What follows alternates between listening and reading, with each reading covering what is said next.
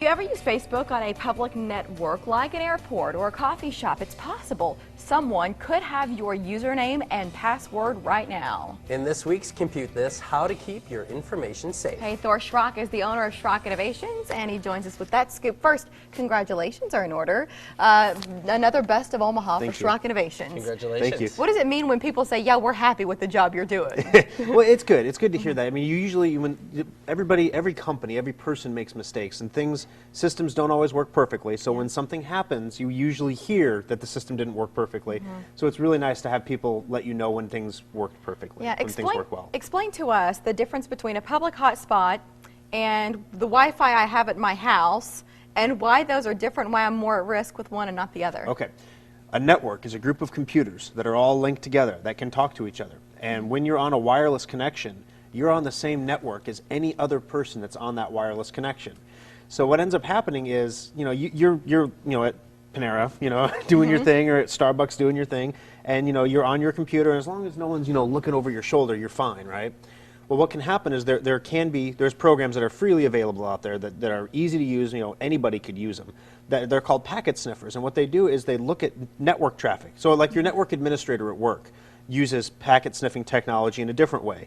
He browses the network for activities that aren't supposed to happen. If someone in the network is using the network for things that the company would rather not have the network used for, the network administrator can pick up on that and then take action. Well, basically what these little script kiddies are doing is they're becoming the network administrator for Starbucks, and they're looking at all the traffic. And when you log in, not just Facebook, but Gmail, Yahoo, a service that you would log into that's not secure. So when you log into your bank, you get the little padlock because it's a secure connection. Yeah. When you log into your credit card or you go shopping, you have the padlock. That's a secure socket layer. What that means is when you type something into your computer and click send, it encrypts it, scrambles it all up, sends it up to the web server that then descrambles it all and interprets it. So if I'm sitting in the middle on your party line telephone listening in, it doesn't make any sense to me. Well, by default, Facebook does not turn on secure browsing. There's a feature in Facebook that you can turn on, but by default they don't turn it on because it would slow the service way down. We have some information here that I want you to walk us through, and I know that's one of the tips that you're going to share with our viewers, but some other good things to know about safety and Facebook. All right, well, let me give you a story. There was a buddy of mine who went to the Omaha airport, and there was no power outlet on the wall. And so he looked at the guy next to him who had one of those travel power strips. He got the plug for the travel power strip, popped it in, and said, okay, hey, can I use the last outlet on your strip because there's no wall outlets? And the guy looked at him and said, get your own strip, buddy. Real fun traveler guy. Yeah. And so he turns around and says, okay, you want to be that way about it, all right? And this guy is pretty tech savvy. From a programming standpoint, he makes me look like a chump. I mean, he's good. So he sits down, pops open his laptop with his last 8% of his battery, and starts sniffing. And the guy, of course, logs into his Gmail account. Same thing, like I said, it's Facebook, Gmail, any of these accounts, they all do the same thing. And he logs in, transmitting his username and password in plain text over this wireless network. Yeah. Intercepted it. He changed it. Then this friend of mine logs into this guy's Gmail account. Are you serious? Oh yeah, he logs right in. Did he change his password or Oh no, he didn't do anything. He's not uncivilized. Sure. He just switched his language preferences to Vietnamese. Just to mess with the guy? Well, unless you can read Vietnamese, it's awfully difficult to change it back. That's your friend. I had this happen with my Facebook. Facebook sent me an alert saying somebody in Lincoln is trying to access your information, and it was out of habit for me, and so I got an alert from the site itself.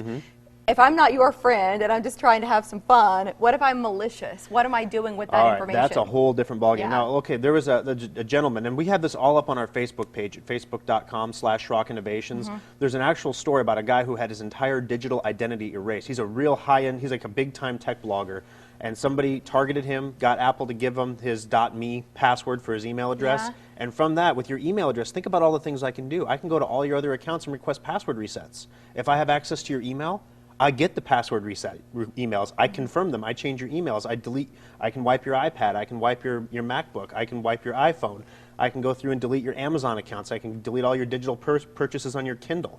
I mean, I can go through and do all that if I have access to that one account. So there's some instructions that you need to follow, and they're up on our website. They're also up. They're in the do-it-yourself section on the Schrock website, but easy peasy. They're up at facebook.com/Schrock Innovations. It's 5 steps.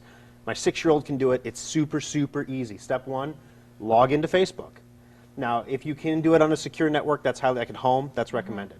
So you're not transmitting your password on an unsecured network, because that's what we're fixing. Go to your account settings. This is where you would go whenever they change their privacy policy every third Friday of the month. You know, you can change We their got that settings. email again last Go to your week. account settings and choose account security. Check that box there that says secure browsing HTTPS.